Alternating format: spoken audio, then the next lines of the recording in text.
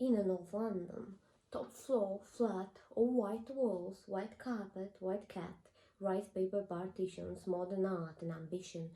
The host is a physician, bright bloke, has his own practice, his girlfriend's an actress, an old mate of ours from home, and they're always great fun, so to dinner we've come.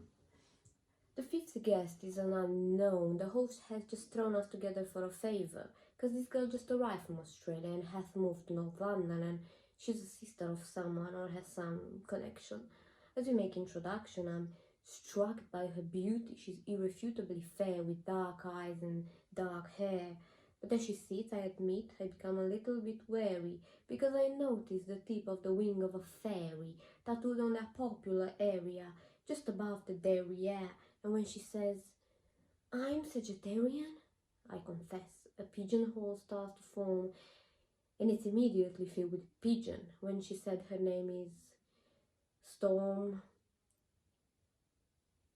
conversation is initially bright and light-hearted, but it's not long before Storm gets started. You can't know anything. Knowledge is merely opinion. She opines of her Cabernet Sauvignon vis-a-vis some unhippily and empirical comment made by me.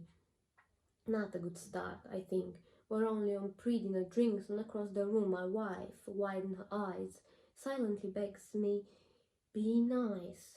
A matrimonial warning not worth ignoring, so I resist the urge to ask Storm whether knowledge is a loose weave of a morning when I decided to leave her apartment by the front door or the window on her second floor. The food is delicious, and Storm, whilst avoiding all meat, happily sits and eats as the good doctor slightly pissedly holds court over some anachronistic aspect of medical history, when Storm suddenly insists, "But the human body is a mystery. Science just falls in a hole when they're trying to explain the nature of the soul." My hostess throws me a glance. She, like my wife, knows there's a chance that I'll be on one of my rare but fun rants, but I shan't. My lips are sealed. I just want to enjoy the meal. And although Stormy started to get my goat, I have no intention of rocking the boat. Although it's becoming a bit of a wrestle because, like her meteorological namesake Storm, has no such concerns for our vessel. Pharmaceutical companies are the enemy. They promote drug dependency at the cost of a natural remedies that are all our bodies needs. They are immoral and driven by greed. Why take drugs when herbs can solve it? Why use chemicals when homeopathic solvent can resolve it? I think it's time we all return to live with natural remedies alternatives. And try as hard as I like, a small crack appeared in my diplomacy dike. By definition, I begin, alternative medicine, I continue, has either not been proved to work or been proved not to work. Do you know what they call alternative medicine that's been proved to work? Medicine. So you don't believe in any natural remedies? On the contrary, Storm, actually. Before I came to tea, I took a remedy derived from the bark of a willow tree, painkiller that's virtually side effect free. It's got a weird name, darling. What was it again? Aspirin. Oh yeah, aspirin, which I paid about $1 for down a local drugstore. The debate briefly abates as our hosts collect plates, but when they return with dessert, Storm pertly asserts, "Shakespeare said it first. There are no things in heaven and earth that exist in your philosophy. Science is just the way we're trained to look at reality. It doesn't explain love or spirituality. How does science explains auras, the afterlife, the power of prayer?" I'm becoming aware that I'm staring at like a rabbit suddenly caught in a headline of vacuous crap. Maybe it's the Hamlet she just misquoted, or the fifth glass of wine I just quoted. But my diplomacy girl dies, and also can be held back no more. Sorry, Storm, I don't mean to bore ya, but there's no such thing as an aura. Reading auras is like reading minds, or tea or star signs, or meridian lines. These people aren't applying a skill. They're underlying or mentally ill. Same goes for people who claim they can hear God demands, or spiritual healer who think they've got magic hands. And by the way, why do we think it's okay for people to pretend they can talk to the dead? Isn't that totally fucked in the head? Lying to some crying woman whose child has died and telling her you're in touch with the other side? I think that's fundamentally sick. Do we need to clarify that there's no such thing as a psychic? Are we fucking two? Do we actually think that Horton had a who? So stunned by circus tricks that we think that the dead would want to talk to pricks like John Edward?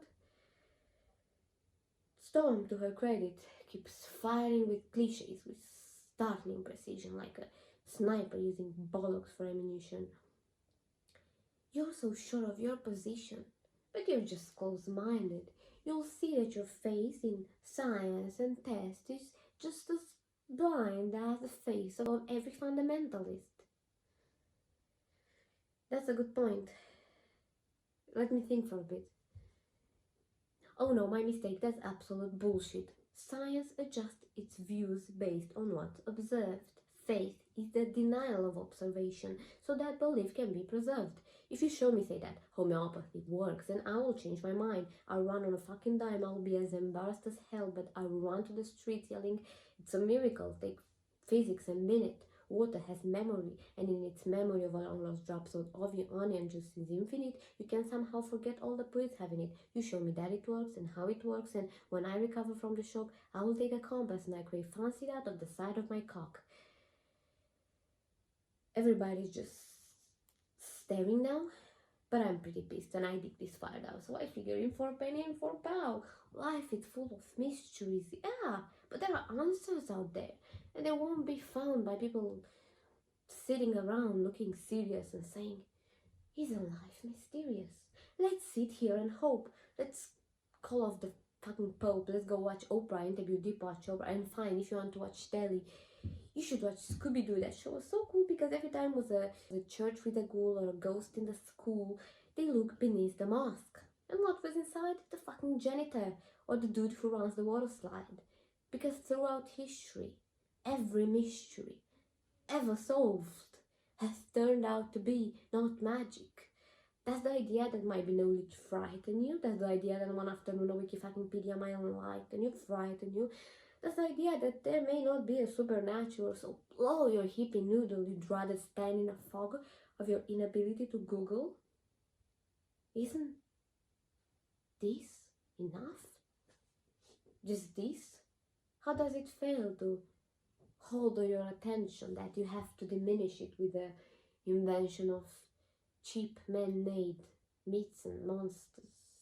And if you're so into Shakespeare, lend me your ear. To gild to refine gold, to paint the lily, to throw perfume on a violet. That's just fucking silly or something like that. And fine, if you want to glorify Krishna and Vishnu in a post-colonial kind of same way or whatever, that's okay. But here's what gives me a heart on. I'm a small, insignificant atom of carbon. I have one life, and it is short and unimportant, but thanks to recent scientific advances, I have to live twice as long. Twice as many years of friends and wine and getting shitty at good-looking hippies with fairies on their spines and butterfly on their titties. And perchance I have offended. Think but this and all is mended. We'll be 10 minutes back in time for all the chance you change your mind.